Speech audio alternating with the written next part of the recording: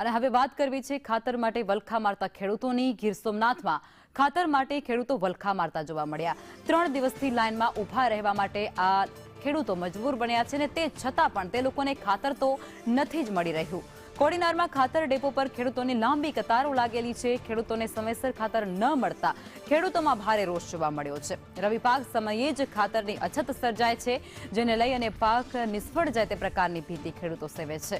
સરકાર પૂરતા પ્રમાણમાં ખાતર ફાળવે તેવી માંગ અત્યારે ખેડૂતોની છે।